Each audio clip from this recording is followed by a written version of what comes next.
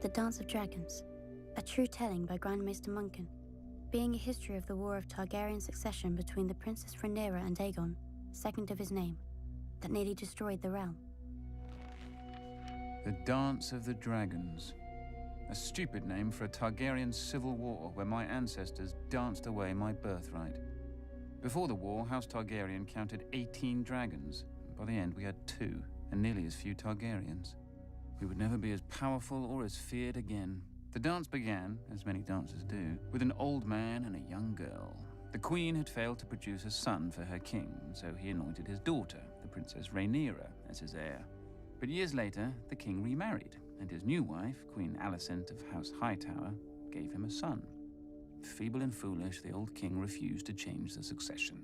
He didn't even see how his court had split into 2 rival camps of blacks and greens, after the dresses that the princess and the queen had worn to some tourney.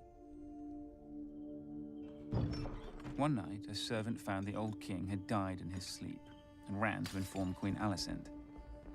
Protocol dictated that the bells would be rung and a raven sent to Dragonstone to summon the heir, Princess Rhaenyra, for her coronation. But Alicent had other plans. Once she saw her dead husband's body, she sealed the room and had the servant thrown into the black cells to ensure his silence. At the hour of the owl, the Lord Commander of the Kingsguard, Sir Criston Cole, summoned the small council to inform them of the king's death. Sir Otto Hightower, the Hand of the King and father to Queen Alicent, demanded that the succession be settled immediately. The decrepit old men of the small council were confused. The succession was settled in their minds. The old king had forced the lords of Westeros to swear fealty to Princess Rhaenyra as his heir. But Sir Criston Cole rightly pointed out that a son comes before a daughter. The council argued until dawn, when the Master of Coin finally stood up and declared he would have no part of treason. Sir Criston Cole, wisely, opened his throat with a dagger, ending the debate. None were more surprised to hear of Prince Aegon's succession than Prince Aegon himself. At first, the fool rejected the crown, but his mother pointed out that his sister Rhaenyra would return such loyalty by taking his head. As the old king's true-born son, he'd always be a threat. Aegon relented. He was crowned in the Dragon Pit, and his wife and sister Helaena became queen. His brother Aemond flew off to win over the few great lords whose support Aegon didn't already have. The banner of the Gold Dragon flew over King's Landing and the Red Keep as Aegon, second of his name, ascended the Iron Throne. He would not sit it long. When ravens carried the news of Aegon's coronation to Dragonstone, Princess Rhaenyra summoned her own Black Council. With her was her uncle and husband, Daemon Targaryen, considered by many to be the most dangerous man in Westeros. Few lords supported her, but the greatest of these was Corlys Velaryon, who controlled the largest fleet in the realm, and his Targaryen wife, Rhaenys, the old king's sister. Then there were her 5 sons, although none grown to manhood. A pitiful assembly, really. Combined, they couldn't match the power of House Hightower alone. But Rhaenyra had dragons. She, Daemon, and Rhaenys rode huge and formidable beasts, and 3 of her 5 sons were riders as well. Dragonstone also housed 6 more dragons without riders. Against this, King Aegon had only 4 dragons of his own. Dragons can burn a city, but only armies can take and hold it. If she was to prevail, Rhaenyra desperately needed the support of the few great houses not already sworn to Aegon. Her eldest son, Jaehaerys, flew to the Vale in the north. Her middle son, Lucerys, flew to the Stormlands. Rhaenyra hoped that the war would begin and, if the gods were good, end with diplomacy. As always, they weren't.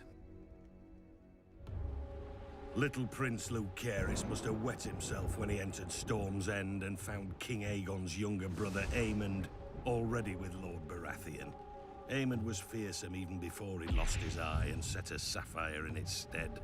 But the princeling pleaded his mother's case. Finally, Lord Baratheon made his decision. Go home, pup, and tell the bitch your mother that the Lord of Storm's End is not a dog she can whistle up. As Aemond's false eye gleamed at him, the princeling fled the castle and mounted his young dragon, Arrax. The rain fell in sheets, and great bolts of lightning lit the world bright as day. Arrax was struggling to stay aloft in the gale, when a roar shook the very foundations of Storm's End. Aemond rose through the clouds, and below him, the monstrous Vhagar. Vhagar was 5 times the size of Arax, and the hardened survivor of 100 battles. Vhagar caught him above Shipbreaker Bay. Watchers on the castle walls saw distant blasts of flame, and heard a shriek drown out the thunder.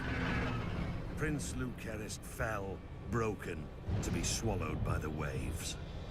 With his death, the War of Ravens came to an end, and the War of Fire and Blood began. When Rhaenyra heard of her son's death, she collapsed. She considered ending the war right then, until a raven arrived from her husband, Daemon. Her son would be avenged. Whispers slithered through the taverns and back alleys of Flea Bottom. 2 men were found. One was a former gold cloak, the other, a rat catcher in the Red Keep who knew all its secrets. History remembers them only as blood and cheese. One night, Queen Helena entered the royal apartments with her daughter and 2 sons to put them to bed. Without warning, Blood and Cheese burst in, daggers in hand. They told her that a debt was owed. A son for a son. Blood and Cheese demanded she choose which son would be ripped from her forever. Queen Helena pleaded with the men to kill her instead, but they refused. Weeping, Helena named her younger son, Maelor. Perhaps she thought the boy was too young to understand. Or perhaps because the older boy was King Aegon's firstborn son and heir. "You hear that, little boy?" Cheese whispered to the younger son. "Your mama wants you dead." Then Blood struck off the older boy's head with a single blow. When the guards burst in, they found Queen Helena still screaming, clasping her dead son's body to her, mad with grief. The blood of their children transformed a dynastic dispute into a war of annihilation. The grief and rage of losing a child could burn down the world. Either Aegon or Rhaenyra could live at the end, but not both. Rhaenyra's forces struck yet another blow. The moment the Lord of Harrenhal saw Daemon Targaryen circling the castle on his dragon Caraxes, he struck his banners and surrendered. The Blacks now had the strongest castle in the Riverlands. Darker news still came to Aegon. Thanks to Rhaenyra's sons, Winterfell had declared for Rhaenyra, as had the Vale. Furious, Aegon dismissed his grandfather, Sir Otto, as Hand, and appointed Sir Criston Cole, who swore to march on all the lords who had declared for Rhaenyra and put their castles to the torch. Cole and the royal army first marched north and laid siege to Rook's Rest, a black stronghold near Dragonstone. When their lord saw their approach, he sent a raven to Rhaenyra, begging for help. For days he watched his fields and villages burning, with no response from his queen, until one day, a shadow passed over the Green Army. Rhaenyra had sent not an army, but her former mother-by-law, Rhaenys, and her dragon, Meleys. As her ancestor had done at the Field of Fire, Rhaenys gleefully began to incinerate Sir Criston's army. But Aegon had set a trap, and Rhaenys had flown right into it. As Rhaenys and Meleys blanketed Sir Criston's troops in dragonflame, 2 other dragons rose into the sky. Aemond on Vhagar, and King Aegon himself on the gleaming Sunfire. To her credit, Rhaenys didn't flee. Dragon fought dragons, and a second sun blossomed in the sky. When the smoke cleared, only Aemond and Vhagar stood uninjured. Sunfire, the most magnificent dragon in the world, had one of its wings almost completely torn from its body. Trapped beneath Sunfire was the king himself, broken and burned so badly in places that his armor had fused onto his flesh. His body survived, but his mind was given over to milk of the poppy. Meleys had been torn to shreds, and her rider, Rhaenys, was a pile of ash. Panicked by the defeat, Rhaenyra shipped her 2 youngest sons across the narrow sea for their protection, only for her youngest to return days later, clinging to the neck of his wounded and dying dragon. He and his brother had been set upon by an enemy fleet just off Dragonstone. Defying his mother's command, Rhaenyra's eldest son and heir, Jaehaerys, mounted his dragon Vermax and flew to rescue his other brother and punish the enemy fleet. but the foolish boy let Vermax be hooked like a trout and dragged into the sea, where he soaked up even more arrows than seawater. His brother disappeared over the horizon or beneath the waves. No one could say for sure. With the loss of 4 dragons, Rhaenyra's only advantage was fading. Luckily for her, over the centuries, House Targaryen had spilled more than blood on Dragonstone. She promised gold and title to any of the Targaryen bastards who could tame the 6 unclaimed dragons on the island. These bastards were called the Dragon Seeds, though most were called supper. And perhaps the dragons were eventually sated, or bored, but 4 of them accepted riders and were enlisted in Rhaenyra's cause. After Rook's Rest, Aemond One-Eye took command of the Greens from his crippled and poppy-addled brother. Aemond was the blood of the dragon, and dragons don't cower behind city walls. He marched the king's army north to take back Harrenhal from Rhaenyra's husband, Daemon. But when he and Criston Cole reached the castle, they found the gates open, with Daemon and all his men gone. That night they feasted their victory. Daemon had fled rather than face their wrath. But Daemon was more snake than dragon. As Aemond marched north, he'd flown Caraxes south, slithering past the Green Army over the waters of the God's Eye. One day, King's Landing looked up and saw 2 dragons circling their foul city. Daemon and Rhaenyra had come for her throne, for the city was defenseless. Aemond had taken the king's army from the city, and worse, he'd taken his dragon, Vhagar. Seeing that resistance was hopeless, the small council surrendered the city, the Queen Mother Alicent, and the broken Queen Helena. But not King Aegon. Somehow, despite his wounds and delirium, he had vanished from the city. And so Queen Rhaenyra climbed the steps and seated herself on the Iron Throne. Legend has it that as she left the hall later, blood trickled down her legs and hands, proving the Iron Throne had spurned her. Nonsense. It's a chair made of steel blades. Rhaenyra had wanted it all her life and had sacrificed 2 sons for it. She likely gripped the damn thing too tight. When Aemond realized that his arrogance had cost him the capital, he mounted Vhagar in a black rage and rained fire onto every village and castle he suspected of disloyalty. Abandoned by Aemond, Sir Criston marched the royal army back to King's Landing, intent on recapturing the city himself. Instead, he was trapped and cut to pieces by the Riverlords, who had sworn to support Rhaenyra's claim. When a new army of Green Loyalists marched up from the Reach and laid siege to the city of Tumbleton, Rhaenyra sent 2 of her Dragon Seeds to lay waste to them. Instead, the Dragon Seeds proved their bastard nature and betrayed her. They burned the city, and all the Black forces garrisoned within. Lucky for her, they didn't turn towards King's Landing, but whored and drank in the ruins with the Greens, who were victorious and somewhat confused. Rhaenyra now mistrusted all the Dragon Seeds, including the girl who rode with her husband Daemon, hunting Aemond in the Riverlands. She ordered the girl's head be sent to her, but there was a complication. As well as her dragon, the girl had taken to riding Daemon. When Daemon received the queen's order, he proclaimed it a queen's words and a whore's work. He sent the girl away at dawn, watching her and her dragon vanish into the morning mists.